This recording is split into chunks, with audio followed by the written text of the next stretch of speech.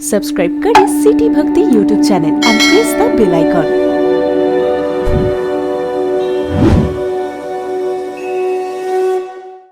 तो किसी ने कहा कि भगवान नाटक कर रहे तो इतना जोर से रोने की क्या आवश्यकता है। बोले इसमें भी तो भगवान की कोई लीला होगी। बोले क्या लीला है? तो तुलसीदास जी ने लिखा है कवितावली में, बिंध के वासी उदासी तपी व्रतधारी महाबिनु नारी दुखारे, गौतम तीय तरी तुलसी सो कथा सुनि भे मुनि वृंद सुखारे, होई है शिला सब चंद्रमुखी पर से पद पंकज कंज तुम्हारे, किन्हीं कृपा रघुनायक जू कृपा करी कानन को पग धारे। उस दंडक वन के महात्मा थे ना तपस्वी, बड़े दुखी हो गए। क्यों? बोले सीता जी को देखते थे राम जी की सेवा करती है, उनको लगा कि हमने तो शादी नहीं की, यदि हमारे भी शादी कर लेते तो पत्नी होती, हमारे कपड़े धो देती, हमारा भोजन बना देती, हम तो ऐसे ही रह गए। तो बड़े दुखी हो गए। बिंद के वासी उदासी तपी बिनु नारी दुखारी, बिना नारी के दुखी हो गए। तो एक महात्मा को मजाक सूझी, अरे भाई शादी नहीं की तो अब शादी कर लो। बोले अब कैसे शादी होगी? अरे जानते हो भगवान जो है ना राम जी, इनके चरणों में एक जादू है। गौतम तीय तरी तुलसी सो कथा सुनि भे मुनि वृंद सुखारे। उस महात्मा ने सब महात्माओं को कथा सुनाई कि एक काम करो, बड़े बड़े पत्थर ले आओ सब, और उसके औजार ले आओ, छेनी हथौड़ी खरीद कर लाओ, उससे नारी बनाओ, जिसको जितने फुट जितने इंची नारी चाहिए। आजकल डाटा में लिखते हैं ना कै फुट, 5x2, 5x1। अब हमारे कलकत्ते में एक लड़का, उसके लिए लड़की देखे तो ना 1 इंच छोटी है, 1 इंच छोटी है। तो उसके घर वाले मेरे से बोले गुरुजी वो छोरो समझे ही को नहीं थे, समझाओ।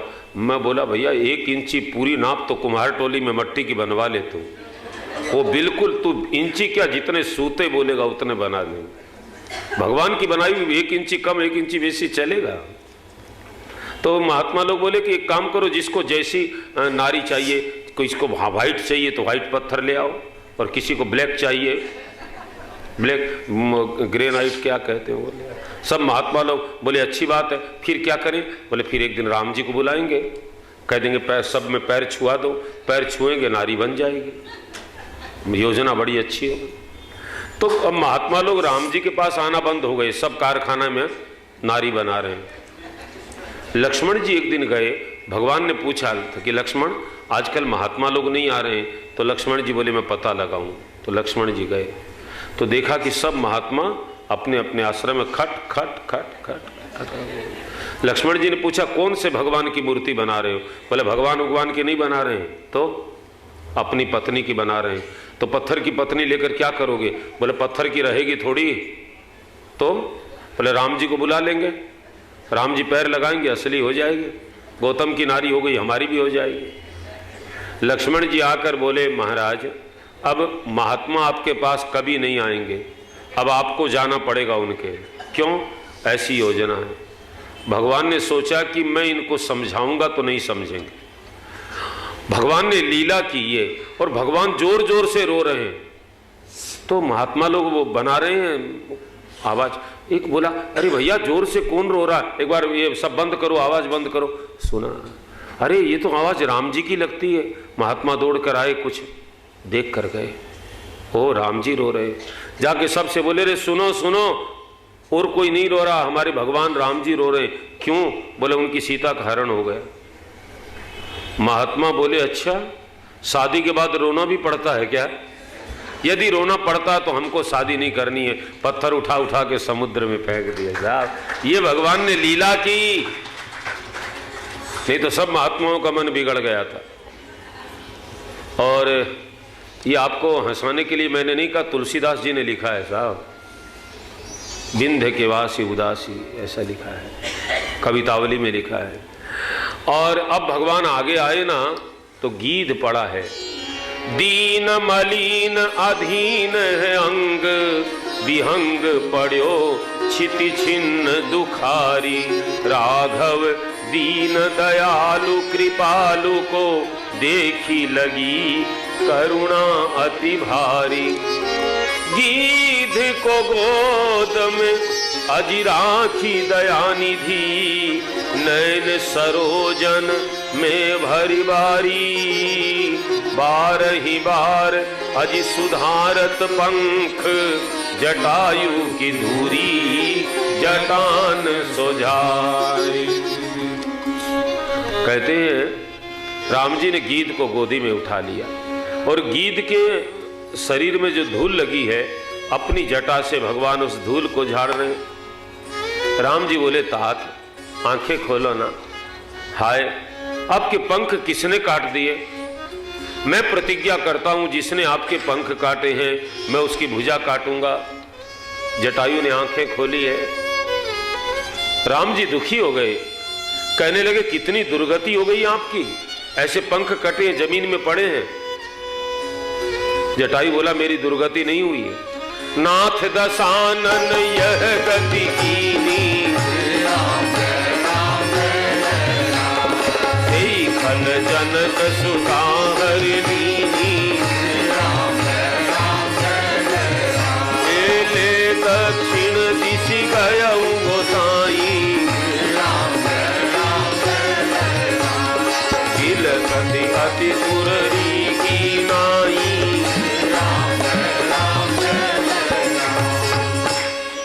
हे नाथ दशानन ने मेरी गति की है, आप इसको दुर्गति कैसे कहते हैं? राम जी बोले पंख कटे हैं जमीन में पड़े हैं, दुर्गति नहीं तो क्या है? जटायु बोला नहीं महाराज ऐसे मत कहिए, रावण ने मेरे ऊपर बहुत उपकार किया, धन्यवाद रावण का। रावण ने मेरे पंख काटे ना, आपने मेरे को गोद में उठाया। जब मेरे पंख थे तो मैं उड़ा करता था, उड़ने वालों को आप गोद में थोड़ी उठाते हो, जो गिर जाता है उसी को आप गोद में उठाते हो। रावण ने मेरे पंख काट कर मेरे ऊपर उपकार किया है, मेरे को गिरा दिया, गिरा क्या दिया? आपके चरणों तक पहुंचा दिया। मेरे भाई बहन बुराई में भलाई के दर्शन करने आ जाएं, हर आदमी के बस की बात नहीं। मैं तो कथा करते करते सीख गया साहब, कोई अपने साथ बुरा करे ना उसमें भी अच्छाई के दर्शन कर सकते हो यदि आपकी समझ हो जाए तो। तो भगवान बोले ए जटायु ये रावण ने गति नहीं की है, ये गति तो आपके कर्मों से है। मेरे कर्मों से? हाँ। जल भरी नयन काहे रघुराई, तात करम निज ते गति पाई। आंखों में आंसू भरकर राम जी बोले आपके कर्मों से गति मिली है। तो जटायु ने कहा मेरे कर्म कौन से अच्छे हैं, मैं तो मुर्दे का मांस खाने वाला अधम पक्षी हूं।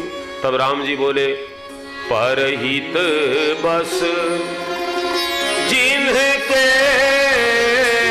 मन माही, तिनका जग दुर्लभ कछु नाहि, दुर्लभ कछु नाहि। हे जटायु जी, जिसके मन में परबस की परहित की भावना बसती, ध्यान देना, परहित मन से। अरे कई लोग सोचते कि धन से परहित होता तो गरीब आदमी तो किसी का हित नहीं कर सकता ना। धन से भी आप तब करोगे ना, पहले मन में आएगी बात तब। तो परहित की भावना जिसके मन में बसती है उसके लिए संसार में कोई कठिन बात नहीं। कभी कभी मन से भगवान का ये वो किया करो, सबका भला करे। बड़े बड़े संत आज हिमालय में बैठे हैं साहब। अभी ये केदारनाथ में घटना घटी, एक महात्मा बहुत पहले बोले थे कि ऐसा बहुत हो जाता, लेकिन बहुत संत आज भी बैठे हैं और वो क्या करते हैं, सर्वे भवन्तु सुखिनः सर्वे सन्तु निरामया सर्वे भद्राणि पश्यन्तु माँ कश्चित् दुख भाग भवेत्। प्रार्थना करते संसार सुखी रहे, इसलिए हम लोग बचे हुए हैं। पाप तो संसार में हद चरम सीमा पर है। जितना ऊंचा हिमालय नहीं है उससे ज्यादा लोगों के पाप ऊंचे हो गए। भ्रूण हत्या हो रही है, गो हत्या हो रही है, सब साधुओं के भेष में कैसे कैसे पापी लोग आ गए हैं। इससे बेसी शर्म और क्या होगा साहब। लेकिन कुछ लोग आज भी अच्छे हैं, वो भगवान से प्रार्थना करते हैं, अपने लिए कुछ नहीं मांगते, दूसरों के लिए मांगते हैं। क्या कहते हैं? भला करो भगवान सबका भला करो, भला करो भगवान सबका भला करो, दाता दया निधान सबका भला करो, दाता दया निधान सबका भला करो, हे भला करो भगवान सबका भला करो, भला करो भगवान सबका भला करो, हे भला करो भगवान सबका भला करो, भला करो भगवान सबका भला करो, हे दाता दया निधान सबका भला करो, दाता दया निधान सबका भला करो, हे भला करो भगवान सबका भला करो। भला करो भगवान सबका भला करो। बोलो तो क्या लगता है इसमें पैसे खर्चा होते हैं क्या? भगवान सबका भला करे, इससे भगवान की इतनी दया होगी आपके ऊपर, संसार में कोई चीज आपके लिए दुर्लभ नहीं होगी। जटायु ने सब समाचार बता दिया कि सीता हरण का समाचार बताने के लिए मैंने प्राण रखे हैं, मैं मरना चाहूंगा। राम जी बोले मैं आपके पंख जमा देता हूं। जटायु बोला नहीं, अब जीने की इच्छा नहीं है, आप मुझे पिता का सुख दीजिए, पुत्र का सुख लीजिए। जटायु बोला आपका पिता बनने में बहुत हर्जा है, आपके पिता ने प्राण छोड़े उस समय आप पास में नहीं थे, लेकिन मैं आपकी गोद में प्राण छोड़ रहा हूं, ऐसा अवसर कब मिलेगा? राम जी हार गए जटायु के सामने, कहने लगे तन तजी तात जाहू मम धामा, देहू का है तुम पूरन का। हे तात, ये गीध का शरीर छोड़ करके मेरे धाम को चले जाओ, और मैं आपको क्या दे सकता हूं, आप तो पूर्ण काम हो। जटायु को भगवान ने विदा किया है। चतुर्भुज रूप धारण करके जटायु भगवान के धाम को चले गए। शंकर जी पार्वती जी को कथा सुनाते हुए बोले देवी सुनहु उमाते लोग अभागे, बोलो बोलो हरि तज होहि विषय अनुरागी, एकी भी अधम खग आमिष भोगी, गति दीनी नहीं जांचत जोगी।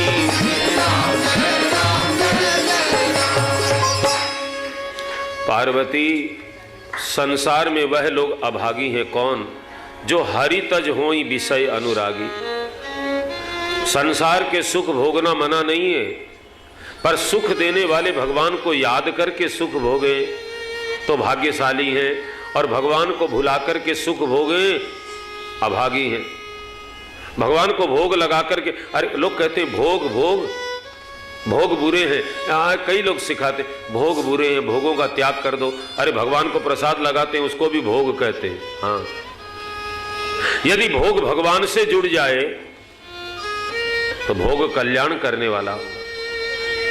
इसलिए भगवान शंकर कहते हैं वो लोग अभागी हैं जो हरि को त्याग देते हैं, केवल विषय में डूब जाते हैं। देवी देखो ना, गीध मुर्दे का मांस खाने वाला अधम पक्षी, और उसको भगवान ने कैसी गति दी।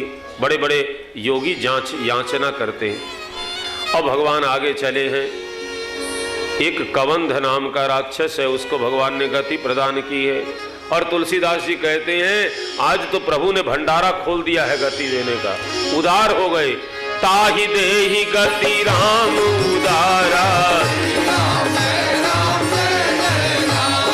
सवरी के आश्रम पगुधारा।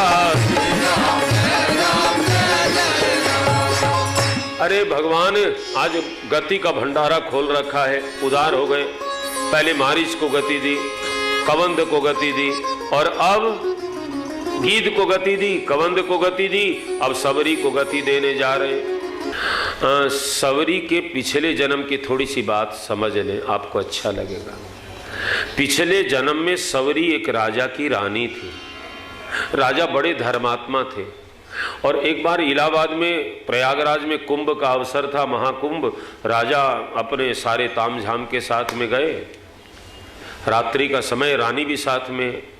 बगल में महात्मा लोग कीर्तन कर रहे हैं, जय मुरलीधर जय घनश्याम, जय मनमोहन राधे श्याम। बोलो जय मुरलीधर जय घनश्याम, जय मनमोहन राधे श्याम। बोलो श्याम श्याम बोलो जी राधे श्याम बोलो श्याम श्याम बोलो जी राधे श्याम। बोलो बोलो श्याम श्याम बोलो जी राधे श्याम बोलो श्याम श्याम बोलो जी राधे श्याम बोलो। ए श्याम श्याम बोलो जी राधे श्याम बोलो श्याम श्याम बोलो जी राधे श्याम। बोलो बोलो श्याम श्याम बोलो जी राधे श्याम बोलो श्याम श्याम बोलो जी राधे श्याम बोलो। ए श्याम श्याम बोलो जी राधे श्याम बोलो श्याम श्याम बोलो जी राधे श्याम। बोलो बोलो श्याम श्याम बोलो जी राधे श्याम बोलो श्याम श्याम बोलो जी राधे श्याम बोलो। जय मुरलीधर जय घनश्याम, जय मनमोहन राधे श्याम। जय मुरलीधर जय घनश्याम, जय मनमोहन राधे श्याम। बोलो श्याम श्याम बोलो जी राधे श्याम बोलो श्याम श्याम बोलो जी राधे श्याम बोलो। ए श्याम श्याम बोलो जी राधे श्याम बोलो श्याम बोलो जी राधे श्याम बोलो। बोलो बोलो श्याम श्याम बोलो जी राधे श्याम बोलो श्याम श्याम बोलो जी राधे श्याम। बोलो बोलो श्याम श्याम बोलो जी राधे श्याम बोलो श्याम श्याम बोलो जी राधे श्याम बोलो। श्याम बोलो जी राधे श्याम बोलो। श्याम श्याम बोलो जी राधे श्याम बोलो। कीर्तन हो रहा है, बड़ा आनंद आ रहा है। राजा की रानी महाराज से पूछती है कि कीर्तन में बड़ा सुख मिल रहा है, मैं वहां जाऊं? राजा ने कहा, तू कोई साधारण नारी नहीं है, तू राजरानी है, तेरा जाना ठीक नहीं है। अब रानी ने सोचा, अब जाऊंगी तो पति की आज्ञा का उल्लंघन माना जाएगा, पाप है, और नहीं जाऊं तो मन मानता नहीं, क्या करे। इतनी दुखी हो गई रानी, भगवान से कहने लगी, आपने मेरे को इतनी बड़ी क्यों बनाई? आपके भजन में भी नहीं जा सकती, मैं साधारण नारी होती तो चली जाती। इतनी दुखी हुई, इतनी दुखी कि रानी का प्राणांत हो गया, मर गई। दूसरा जन्म हुआ छत्तीसगढ़ में, रायगढ़ के पास एक जगह है शिवरी नारायण। पहले कोल भील रहते थे वहां भीलों के यहाँ एक कन्या का जन्म हुआ। कन्या काली एकदम, रूप भी अच्छा नहीं है, लेकिन स्वभाव बहुत अच्छा है।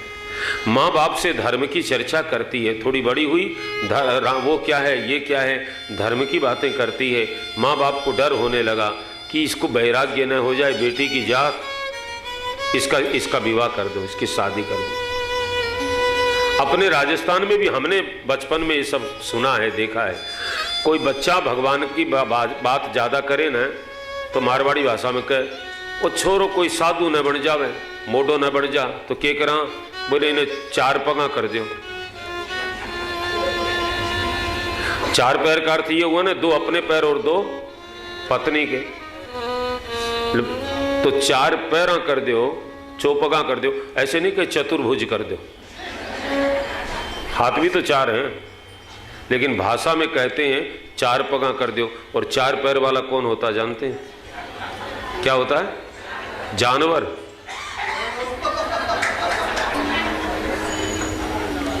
एक जैनी महात्मा जी बोल रहे थे, साहब मुझे बहुत हंसी आई। वो बोले एक पति पत्नी आपस में खूब लड़े और पत्नी कुछ वो थी बहुत तेज, पति को बोली तुम तो जानवर हो। अब पति चुप हो गया साहब। बाद में सत्संग में गई, थोड़ा क्रोध कम हुआ तो सोचा और सब लड़ाई तो ठीक है लेकिन पति को जानवर कहा अच्छा नहीं। फिर दूसरे दिन माफ़ी मांगने लगी, मैंने कल आपको जानवर कर दिया, आप मुझे माफ़ कर दो, मैंने उसने कहा मैं तो जानवर हूँ ही नहीं जी, मैंने गलती कही। बोले नहीं नहीं बिल्कुल जानवर हूँ। बोले क्यों? बोले तू मेरी जान मैं तेरा वर।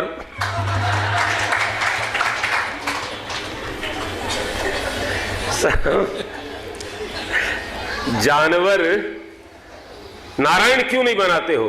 चतुर्भुज ऐसे कहे छोरन चतुर्भुज बना दो चार, बाकी ज्यादातर जानवर बनने की संभावना ज्यादा है, नारायण बनने की संभावना कम है। तो सबरी के माँ बाप भी सोचने लगे इसका विवाह कर दो। सगाई की तैयारी होने लगी तो सबरी पूछती माँ अपने घर में ये सब क्या हो रहा है? बेटी तेरा विवाह होगा, फिर क्या होगा माँ? बच्चों का जन्म होगा, फिर क्या होगा? तो बूढ़ी हो जाएगी, फिर क्या होगा? तू मर जाएगी। सबरी बोली बस इतना ही झमेला है। करके सगाई मैं बर के संग ब्याही गई, धर के तरुणाई नारी वृद्धा कहाऊंगी, मर के धरूंगी जन्म, जन्म कर मरूंगी, फिर लेकर शरीर यहाँ के दीवार आऊंगी। जानत विनीत यहाँ तेरा है ना मेरा कोई, झूठे कहाँ के छोरा छोरी मैं खिलाऊंगी, ससुर रूपी स्वांग से ना जोड़ूंगी मैं नाता नया, छोड़ छोड़ माता मोहे ब्याह ना कराऊंगी, छोड़ छोड़ माता मोहे ब्याह ना कराऊंगी। माँ शादी हो जाएगी, बाद में बच्चे हो जाएंगे, मैं बूढ़ी हो जाऊंगी, मर जाऊंगी, फिर जन्म लूंगी, फिर मर जाऊंगी। भगवान शंकराचार्य कहते हैं पुनरपि जननम पुनरपि मरणम पुनरपि जननी जठरे पुनरपि जननम पुनरपि मरणम पुनरपि जननी जठरे ए भज गोविंदम भज गोविंदम गोविंदम भज मूढ़मते प्यारे गोविंदम भज मूढ़मते। बार बार जन्मना पड़ेगा, बार बार मरना पड़ेगा। कितने बार जन्मूंगी मरूंगी? एक बार भजन कर लूं, जन्मना मरना बंद हो जाए, मरना। कौन सुनता? सबरी की बारात आ गई, सबरी भाग गई और भागते भागते भागते भागते दक्षिण भारत में चली गई। पंपा सरोवर के पास गई है, वहां साधु महात्मा बहुत रहते हैं, सेवा करने लगे। साधु महात्माओं ने सोचा भैया ये कौन सेवक आया जो सेवा तो करता है लेकिन दिखाई नहीं देता। संसार में बहुत कम लोग ऐसे होंगे जो चुपके से सेवा करें, नहीं तो हम सेवा करते हैं, कम से कम पता तो लगना चाहिए ना। लेकिन सबरी छुप कर के सेवा करती है।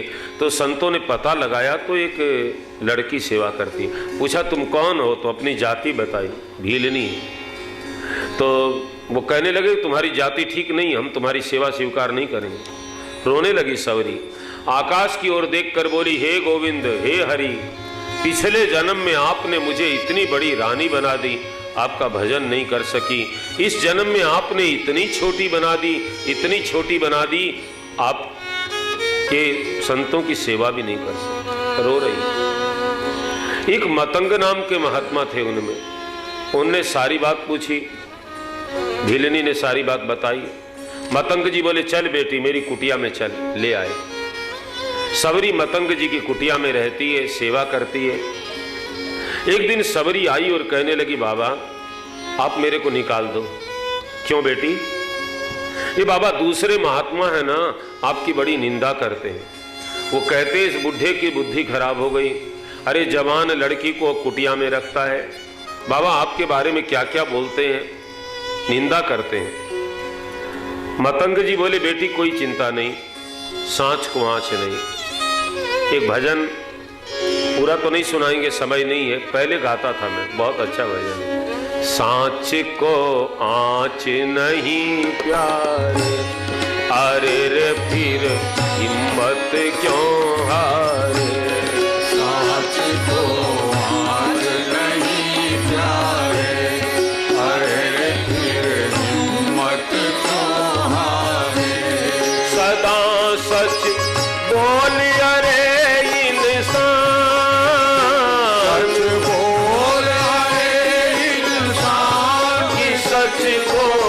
कहते हैं भगवान, सांच को आंच नहीं प्यारे, अरे फिर हिम्मत क्यों हारे।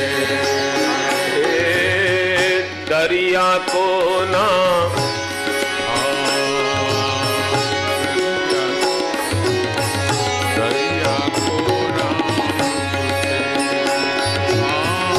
पर्वत को ना हटते देखा, दरिया को ना रुकते,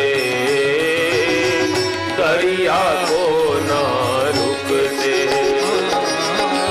पर्वत को ना हटते देखा, दरिया को ना रुकते, दरिया को ना रुकते। जो चलते हैं सच्चे पथ पर, उन्हें ना देखा झुकते, उन्हें ना देखा झुकते। जो चलते हैं सच्चे पथ पे, उन्हें ना देखा झुकते, उन्हें ना देखा झुकते। सच का तू भी रख ले मान, तू भी रख ले मान, सच को कहते हैं भगवान, सांच को आंच नहीं प्यारे, अरे फिर मन क्यों हारे। सांच को आंच नहीं प्यारे, अरे फिर मन क्यों हारे। बेटी सांच को आंच नहीं। और सुनो सबरी, जो निंदा करने आए हैं वो निंदा ही करेंगे, और जो भजन करने आए हैं वो भजन करेंगे। बेटी निर्णय तुमको करना है, तुम क्या करने आई हो। मेरे भाई बहन, हमारी आपकी भी इन दो में से एक स्थिति होनी चाहिए। यदि हम निंदा करते हैं तो फिर भजन का कोई फायदा नहीं। भजन करते हैं तो निंदा छोड़ देनी चाहिए। कई लोग तो केवल दूसरों की निंदा, दूसरों की निंदा, उनका भजन खत्म हो जाता है।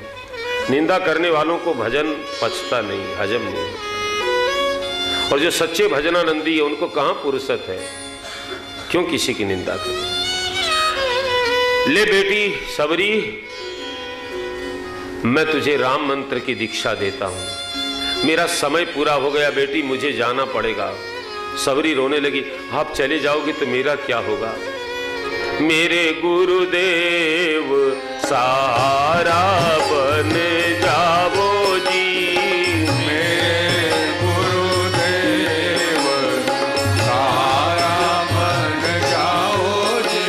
सहारा बन जाओ जी, सहारा बन जाओ जी, सहारा बन जाओ जी, सहारा बन जाओ जी।